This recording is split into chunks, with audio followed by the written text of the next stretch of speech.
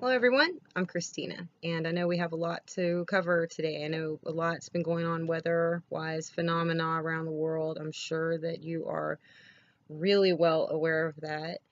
And what has been going on with me lately is just basically God has been wanting me to be quiet and spend time with Him. And that's what you do, if He wants to sit down and talk, well, that's His quiet time. And you have to do that sometimes. You really do. You have to stop what you're doing and just, you know, go into deep, deep days and days of prayer. And in the meantime, some pretty significant things I think have been happening.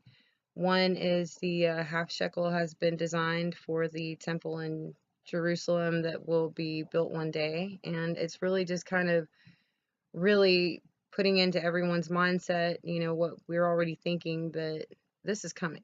This is going to happen. The temple will be rebuilt, you know.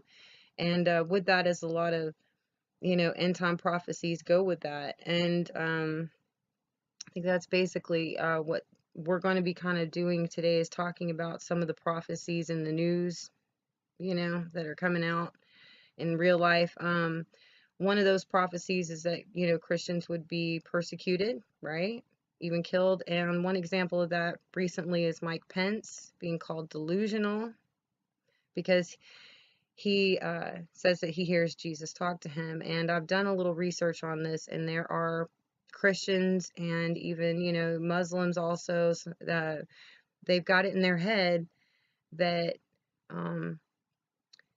Jesus doesn't really talk to us, that we can talk to him, but not the other way around. They're talking about Jesus who speaks through all of us. Yeah, we can hear him, but they don't believe it. And then maybe part of the reason that they don't hear Jesus is because their heart and their mind is closed off to it.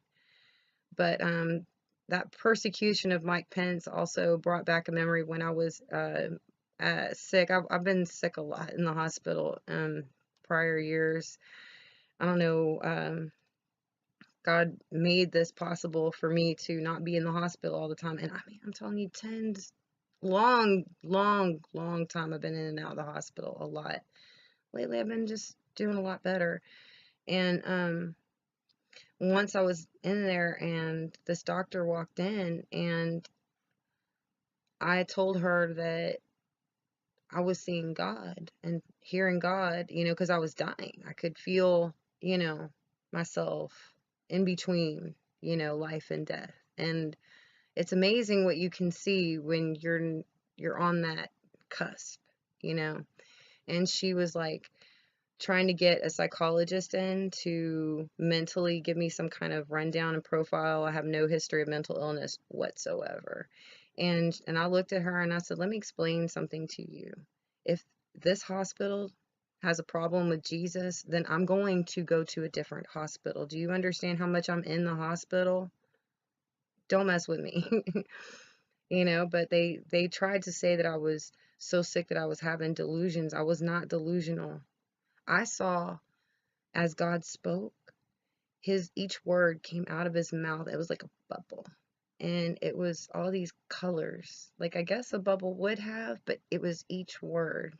And it was alive. The bubble was alive. Each word was alive. And it was in that day that I understood that literally, the Bible said literally, God's words live forever. They do. They really do. And his voice to me sounded like many trumpets. Ooh. Anyway, but yeah, that Mike Pence thing just brought back that memory. And I was like, Mike, you are not the only one. All right. I understand. I do. And then it comes down to something very sensitive that we're going to have to talk about, and that's the Valentine's Day massacre that just happened in Florida.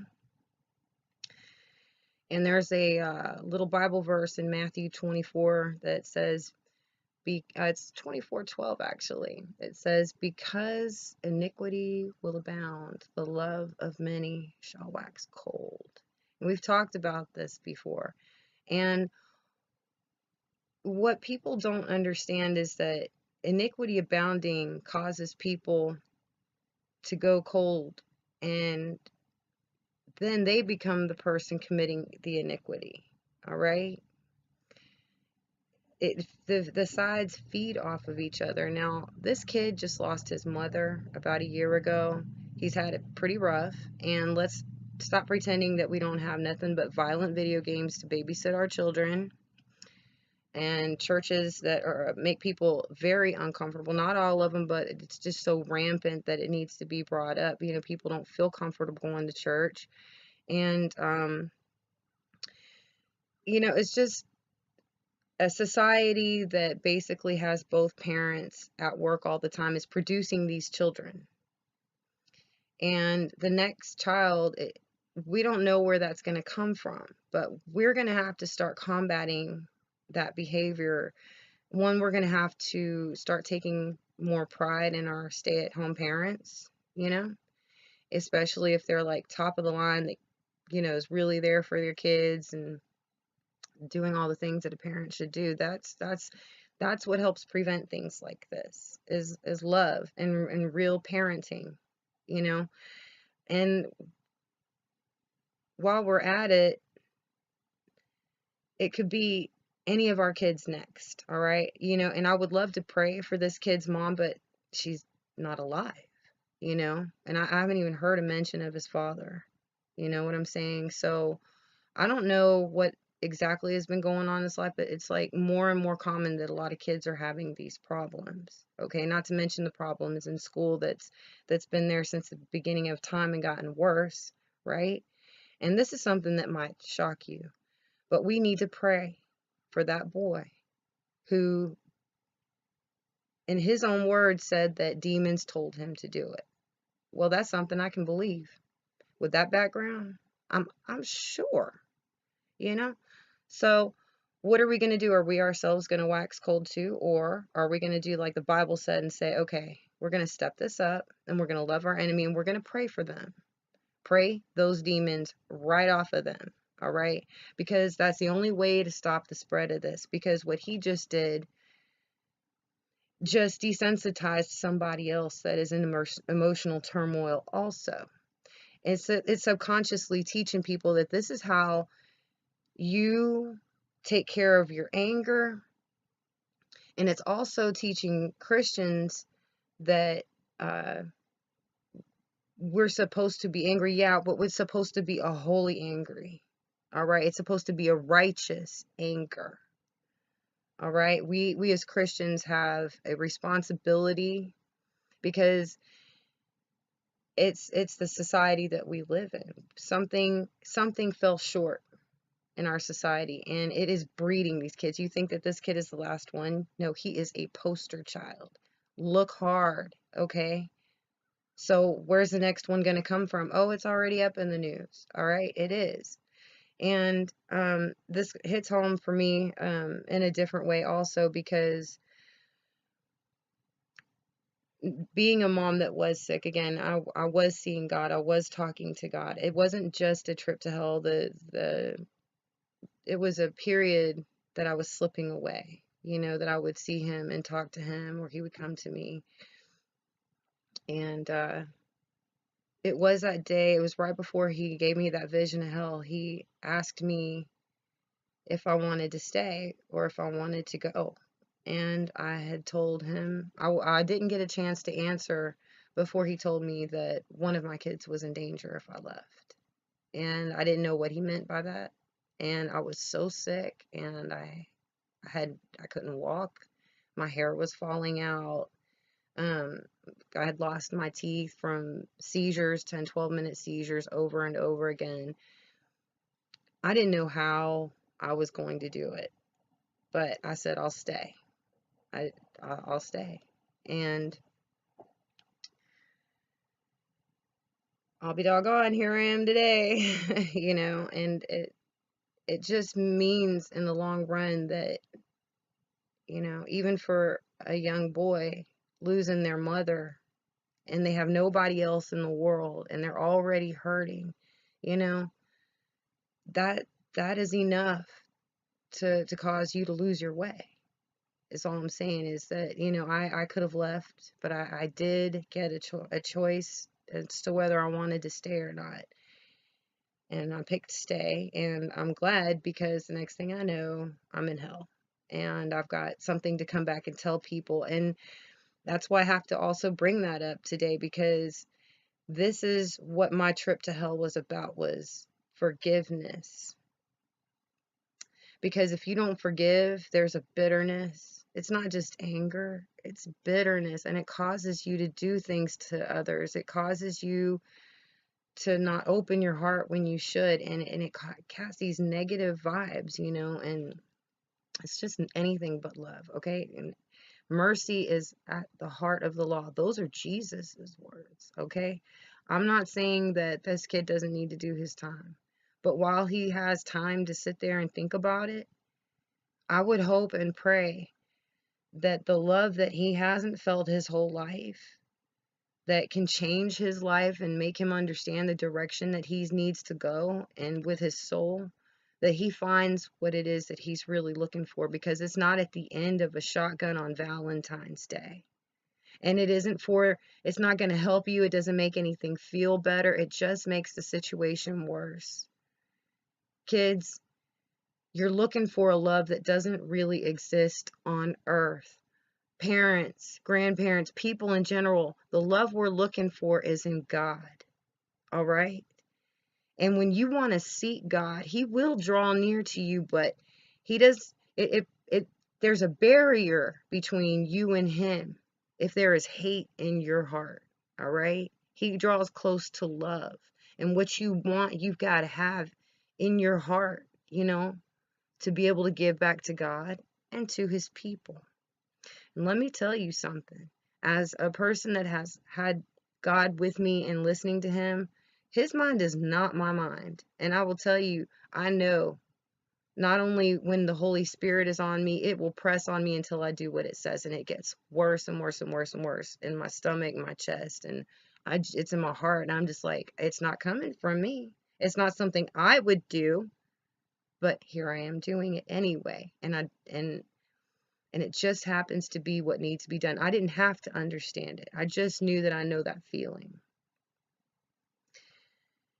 And so I guess what I'm trying to say is that we're in perilous times right now, and that love is supposed to be more powerful than hate and any evil in the world. And let me tell you, when I have prayed for somebody or asked them if something is wrong when they're being a jerk, and there's no reason for me to be nice to them whatsoever, I'll look at them, I'm like thinking in my head, what is really going on here? Because I know I didn't do nothing. I'll be like, okay, what's wrong? They'll be like, what are you trying to be mean? No, I'm asking you, is there something wrong with you? Because you seem kind of upset. And they'll be like, oh, actually, I just got fired today. I'll be like, okay.